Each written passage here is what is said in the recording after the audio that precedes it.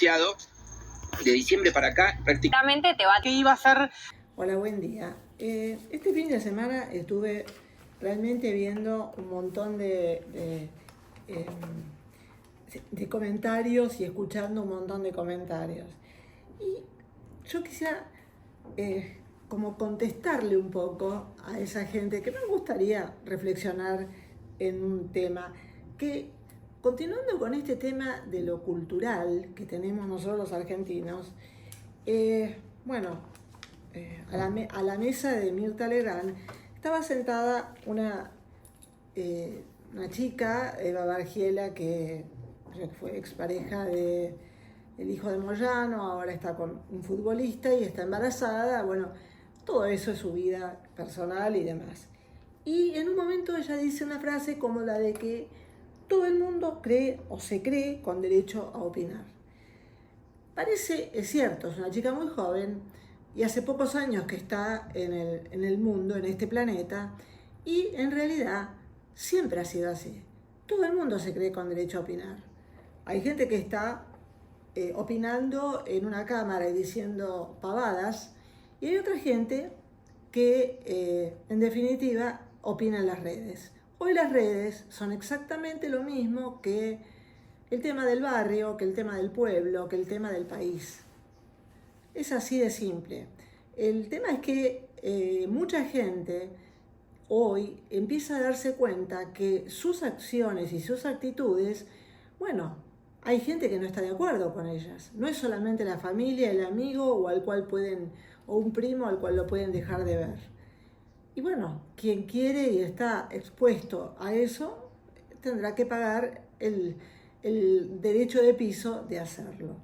Pero yo voy a un tema que básicamente, y también está dentro de la cultura en la Argentina, y cuando yo hablaba en el otro video del tema cultural que tenemos los argentinos, me sorprendo el día domingo con un comentario de Federico Álvarez Castillo con respecto a su marca Etiqueta Negra, donde él cuenta que bajó un 10% los precios. Hoy a la mañana también me encuentro con otra propaganda diciendo que, bueno, acorde a la baja de los impuestos y demás.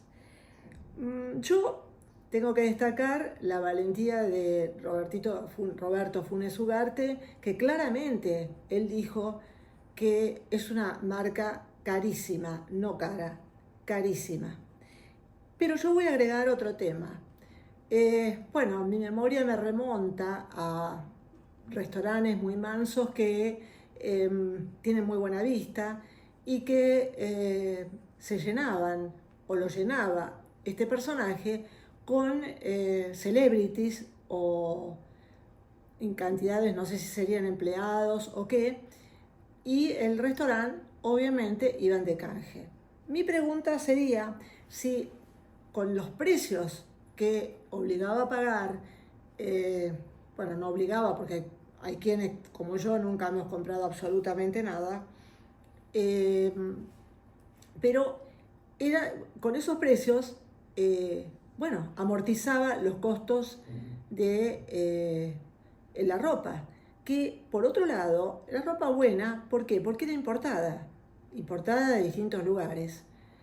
Ahora, yo creo que un sobre todo o un tapado femenino, que el paño no es Dormel o cualquier otro, lo que se decía antes, terciopelo de lana, cueste $1.500, ni siquiera Ralph Lauren en su momento y en sus momentos de gloria, digamos, puede cobrar $1.500 un sobre todo o un tapado, precisamente por la competencia que tiene en el mundo.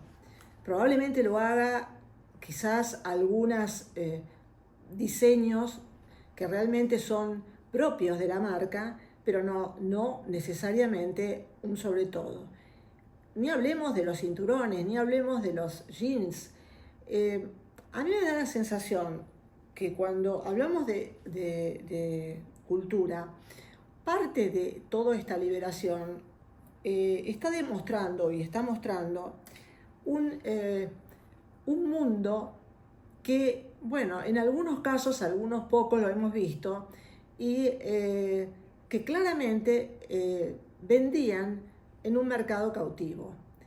Ese mundo que se hacía llamar diseñadores, como la hija de una dueña de una boutique de los años 80, que, bueno, tiene todo para llevar, realmente esa boutique que compraba y vendía en negro y exigía a los pocos fabricantes que había en ese momento precios mínimos, traía valijas enteras de Italia o de distintos lugares, y a los que fabricaban en la Argentina les exigía precios mínimos y a los que le agregaba entre el 500 y el 800% sobre el costo.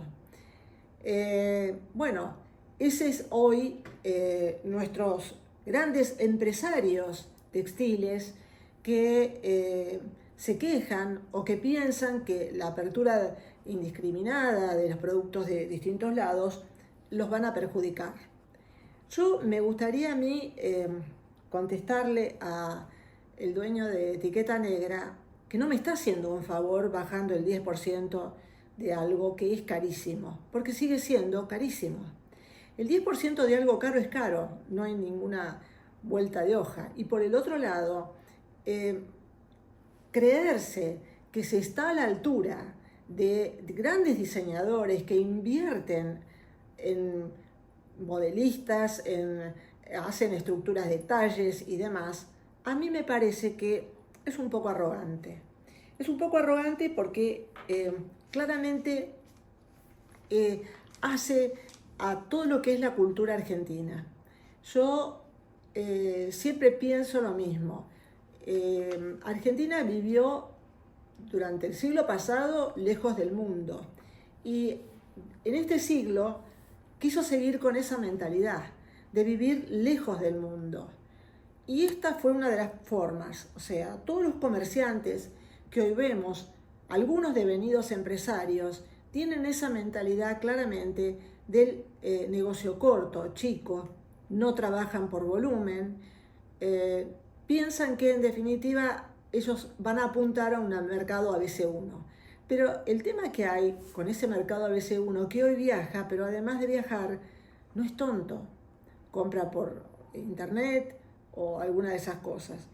Pero eso es lo que yo trato a veces cuando digo que en el pequeño mundo o el pequeño lugarcito que uno tiene, que se termina transformando en la gran aldea, todo esto se debe extrapolar a todo el país, porque habrá miles de marcas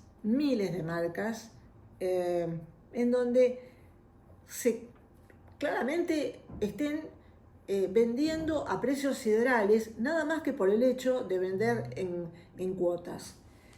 Y bueno, hablando de precios siderales, me voy a tener que remitir a los dichos de Ricardo Darín. Yo siempre digo que Ricardo Darín hace de él mismo, en forma personal no tengo nada, no trabaja mal, pero tampoco trabaja bien, o sea, no es dúctil como artista. Lo que no es un problema, porque también Dustin Hoffman lo tiene y lo tuvo. Para mí es un poco el Dustin Hoffman argentino. Pero lo que yo trato de entender es el tema de por qué él en Europa, cuando va y gana en euros, obviamente, y vuelve, quiere hacerse el Nakan Pop quejándose, digamos, de situaciones que a veces son insostenibles, porque muestran el estándar de vida que él tiene, ¿sí? En un primer momento yo lo pensaba que claramente él tenía una situación de ambigüedad porque la hermana, una excelente persona, pero que su paso por la asociación de actores no ha sido de lo más, digamos, fructífera posible. Yo diría más bien que atrasó muchos casilleros en cuanto a su actividad. Quizás yo no la juzgo como persona, porque lo único que podíamos ver de ella era la gestión que ella hizo en la Asociación de Actores en la Argentina. Pero él cree que toda la gente se está muriendo de hambre, toda la gente está mal y demás, y que debería replicarse el ejemplo de España. O sea, Argentina debería mirarse en España. Y lo que él no se da cuenta, porque claro, pasó de estar beneficiado con subsidios en sus películas y en sus obras en la Argentina por el kirchnerismo, y ahora probablemente, y no quiero aseverar el tema porque no lo sé y no conozco bien el sistema de subsidios, aunque creo tener alguna pequeña idea de cómo se van a manejar y se están manejando, él ahora recurre a Europa y claramente está trabajando en Europa. Pero el tema es así. Yo creo que Argentina no debe mirarse en el espejo de España. Es España el que debe mirarse en el espejo argentino. Argentina está tratando de salir de un mundo de corrupción y robo, justificado absolutamente con todas las palabritas más suaves, como los derechos humanos, como la defensa a las mujeres, como miles de institutos que una persona que come hoy de la basura y que comía de la basura en la época de Cristina, los pagaba con su hambre. Por ejemplo, el tema de alguien que comía de la basura y que jamás iba a poder viajar en avión, pero sí con su pobreza pagaba los viajes de él quizás en aerolíneas argentinas.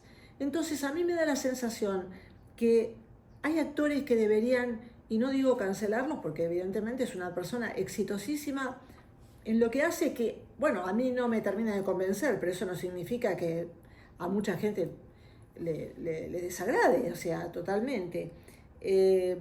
Porque politizar absolutamente todo, hasta un lugar en donde, bueno, Mirta Legrand intenta siempre buscar la frase para replicar en los portales y demás, pero que ya no es relevante, ya no está en ese tema de la discusión, bueno, el gobierno que va a ayudar a los pobres y el gobierno que hoy es el malo de la película y que destruye pobres y los hace más pobres todavía. Porque el gobierno que ayudaba a los pobres, en la obra pública se la robaba y en las rutas se morían como moscas la gente, o en las escuelas derruidas. Bueno, ese es el resultado de esta Argentina. Entonces, a mí me parece que a veces habría que tener un poquito más de prudencia con respecto al tema este. Y yendo a algo más, digamos, más de caserito, 48 lucas las empanadas. Bueno, sinceramente compra caro este muchacho, pero que, claro, él viene de España, viene con números o quizás llama por teléfono y demás. También está, y el cambio cultural también está en eso, en que uno se programe y tener en el freezer algunas empanadas de la mejor calidad congeladas, frisadas. No me quiero poner de ejemplo, pero yo las tengo frisadas, no me cuestan eso, no llegan a 1.000 pesos la empanada y como máximo creo que será 1.200 pesos cada una. Y puedo tenerlas del gusto que quiero, las pongo en el horno y las tengo inmediatamente. Hay miles de formas de abaratar costos, hay miles de maneras, y nosotros los argentinos tenemos que empezar a pensar en que esa historia de caminen señora, camine, también hace a nuestra manera de ser. Porque una amiga mía chilena me decía, ustedes piensan y actúan como niño rico.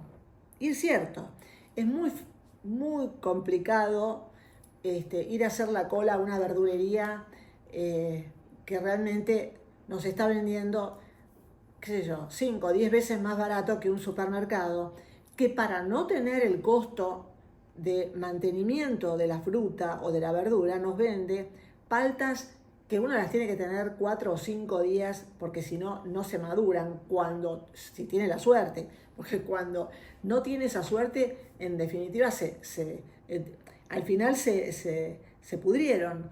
O sea que están vendiendo un precio sideral algo que no se puede comer en el día. Yo hago el ejemplo de la palta, pero pongamos la banana o pongamos, bueno, yo la banana las compro más bien verdes para que no me gustan así, pero la realidad es que hay un montonazo de fruta y un montonazo la verdura no se nota tanto, pero la fruta sí, que en un supermercado ese mismo día es incomible. Entonces, estas son pequeñas cosas que digo que no parecen tonterías, parecen que, bueno, uno está pensando siempre en lo chiquito, pero de lo chiquito siempre se va a lo grande, de lo chiquito se va a que yo voy al mismo restaurante que era este señor de etiqueta negra, y ese restaurante a mí me está cobrando lo que no le cobra al dueño de etiqueta negra. Me pregunto.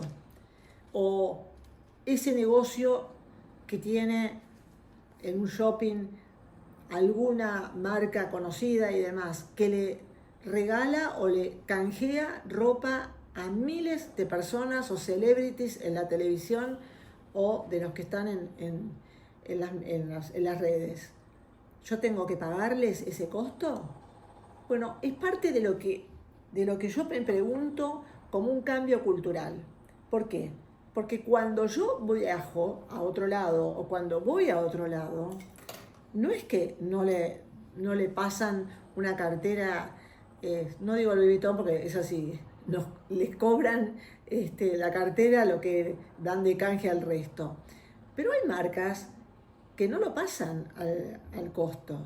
Hay marcas que, bueno, es parte de el costo de lo que tiene algo, pero no lo pueden pasar. ¿Por qué? Porque la competitividad es enorme. Y porque además, no solamente la competitividad es enorme, sino que el objetivo de ganancia de ese comerciante o de ese empresario es muchísimo más bajo que el de un argentino.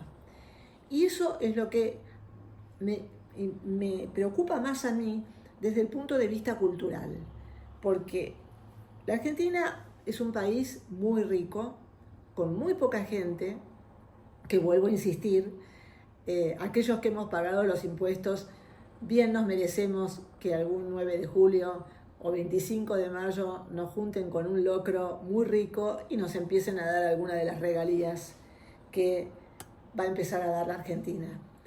Pero también tenemos que pensar que aunque seamos pocos, no podemos pensar como niño rico, porque el problema es que sí, es muy cómodo, yo he escuchado 1000 comentarios y 1000 justificaciones sobre el tema. Bueno, ¿qué quieren? Yo trabajo todo el día, voy, llamo a algunos que venga rápido y me trae tanto y me trae esto, o voy y compro por el sistema de tanto, y bueno, en definitiva, yo estoy todo el día trabajando. Yo me hago esta pregunta.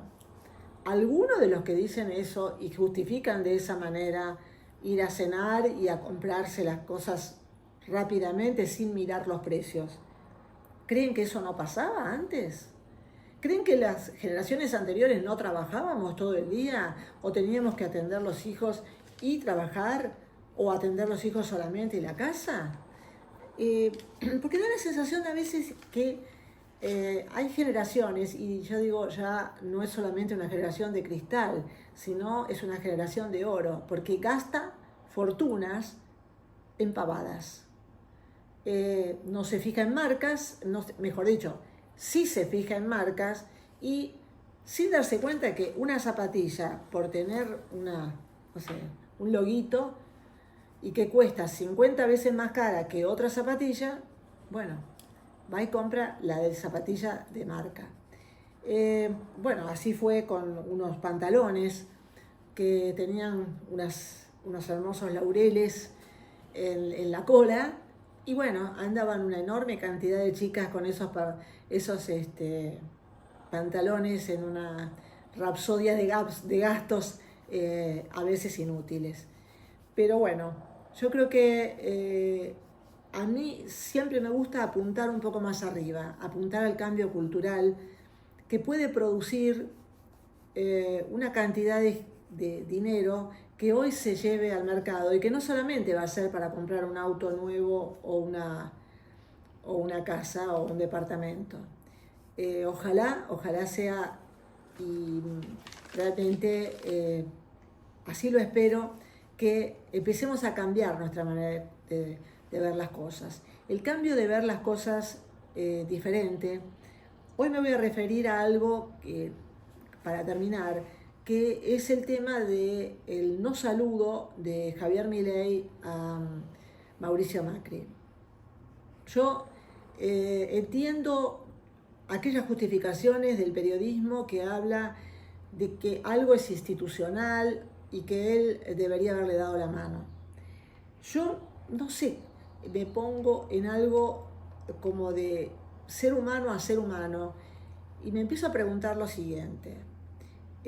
Si vos por detrás me estás haciendo absolutamente la vida imposible, si vos por detrás manejás una hipocresía y un cinismo completos, ¿yo te tengo que dar la mano?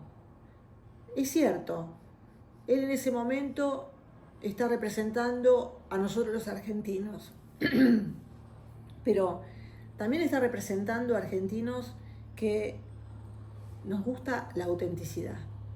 No nos gusta el manejo civilino de muchos políticos que se autoproclamaban que iban a traer un cambio a la Argentina y lo único que hicieron fue arreglar con los mismos que siempre jorobaron y robaron la Argentina. Entonces, a mí no me vengan con el tema, y discúlpenme que sea tan dura con esto, de que hay una persona que representa algo. Quizás no estamos acostumbrados porque los gobiernos anteriores, Cristina Fernández, Alberto Fernández y Néstor Kirchner, junto con todo su grupo, tenían editores de todo lo que salía a las cámaras, salía a la publicidad y salía a los medios. ¿Por qué? Porque pagaban una pauta multimillonaria y además tenían a un productor que editaba absolutamente todas estas escenas, que podían ser complicadas, que podían ser negativas para la señora Presidente o para el presidente. Pero para quienes han estado cercanos a ellos, por ejemplo, los patricios, no podían mirar a la cara a Cristina Kirchner. Y eso hay muchos que parece que les gusta lo formal, les gusta lo palaciego.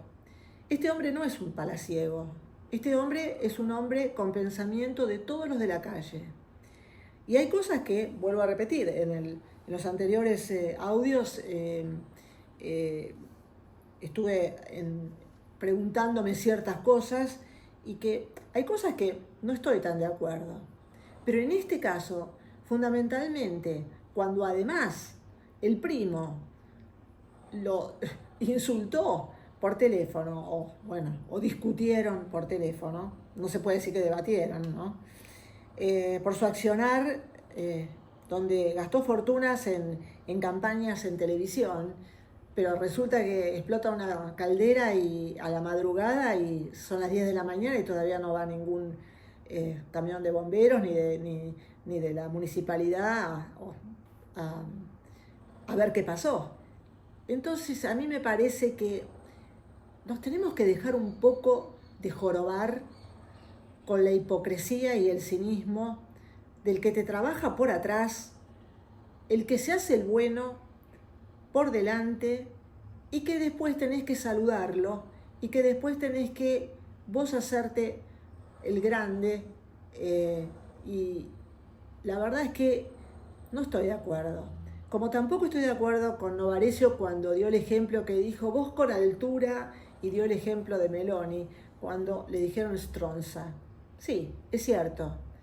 Fue un tipo que le dijo Stronza, ella fue, le habló y demás, pero fue solo eso. No le contrató a un tipo para que hiciera una campaña sucia sobre, no sé, hablar de onanismo o zoofilia o incestos o cosas por el estilo. Y que eso es grave. Es mucho más grave que decirle Stronza a una persona. Porque yo le puedo decir boludo a una persona y ¿qué termina ahí? Nada. Pero cuando hay una actitud artera y rastrera por detrás y después por delante me hago el amigo, yo creo que a veces tenemos que pensar que nuestros presidentes son seres humanos, que a veces esos seres humanos que piensan como seres humanos, a veces hacen cambios grandes, pero que no nacen como el estadista. O sea, Javier Milei no dijo el día que tenía 7 años, yo voy a ser el estadista. No. Y en cuanto al comentario de Cristina Kirchner, que hay gente que en 20 años nadie se va a acordar, yo le diría lo mismo de ella. Porque quizá no en 20 años, y quizás se ocupen de, no sé, armar una narrativa y un mito, como lo fue con Juan Domingo Perón. Pero la verdad es que esa gente, o por lo menos mi verdad, esa gente alimenta un mito nada más que por conveniencia para ver si vuelve. No sé si ella podrá decir lo mismo. No lo sé. Hoy parece ser que habla de un Estado eficiente y yo le contestaría que es difícil que un espacio como el de ella logre tener eficiencia en un Estado cuando inventa organismos, institutos, colegios especiales para defender, o ministerios para defender a la mujer, y no son solamente que excusas para meter empleados públicos en un sistema donde hace 10 años no había un empleo formal. Y además de eso, de haber metido directamente por la ventana 3 millones de jubilados que hoy nosotros, los jubilados realmente que hemos aportado, tenemos que dividir por 3 mínimamente nuestra jubilación. Entonces, yo lo que diría en algunos casos, a algunos, ¿por qué no se llaman un poquito a silencio? Porque hay gente que no habla tanto, no dice discursos grandilocuentes de 1 hora, 1 hora y media, pero habla poco y hace mucho. Así que bueno, gracias y chao.